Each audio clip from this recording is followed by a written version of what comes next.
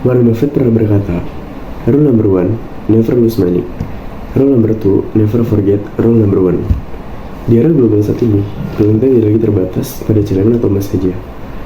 Informasi digital membuka pintu ke saham, reksadana, hingga kripto. Namun, mengapa persepsi kita terhadap aset-aset ini begitu berbeda? Mengapa yang satu dianggap sangat aman, dan yang lain dianggap seperti judi? Jawabannya terletak pada dua hal, yaitu pengetahuan keuangan dan paparan media. Produk perbankan seperti tabungan dan deposito secara umum kita persepsikan sebagai instrumen yang aman dan stabil. Data OJK tahun 2023 menunjukkan bahwa produk bank masih menjadi pilihan utama masyarakat Indonesia. Namun ada jebakan kognitif di sini. Baik orang menganggap tabungan adalah investasi. Padahal, secara ekonomi, bank itu lebih berfungsi sebagai instrumen penyimpangan dan likuiditas. Individu dengan literasi keuangan rendah sering sulit membedakan fungsi menabung dan berinvestasi, sehingga mereka cenderung terlalu konservatif dan membiarkan nilai uang mereka kalah oleh inflasi. Nah, di sisi lain, pasar modal ini seringkali dipersepsikan untuk mendapatkan untung yang lebih besar, namun dengan risiko yang seringkali diremehkan. Mengapa sih hal tersebut bisa terjadi?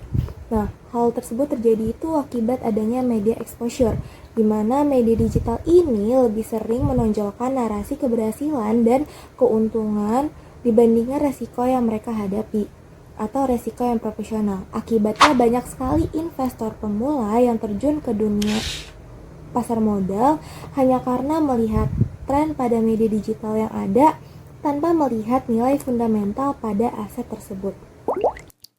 Nah, di Indonesia sendiri, hal tersebut menjadi tantangan yang cukup nyata. Inklusi keuangan atau akses kita ke produk keuangan meningkat sangat cepat. Namun, literasi atau pemahaman kita terkadang itu belum mengejarnya. Pemerintah memang sudah melakukan berbagai program literasi. Namun, dinamika media digital bergerak jauh lebih dalam hingga lebih kompleks dan bahkan berspekulatif. Kebijakan yang ada pada saat ini masih menyeimbangkan pengaruh informasi yang menyesatkan di media sosial dengan kualitas pemahaman finansial masyarakat yang sesungguhnya. Investasi yang sehat bukan dibentuk oleh rasionalitas ekonomi semata, tapi oleh kemampuan kognitif kita dalam mengolah sebuah informasi. Kesimpulannya adalah kita butuh strategi integratif, yang dimana kita perlu memahami peran komplementer antara bank untuk jangka pendek dan pasar modal untuk pertumbuhan jangka panjang.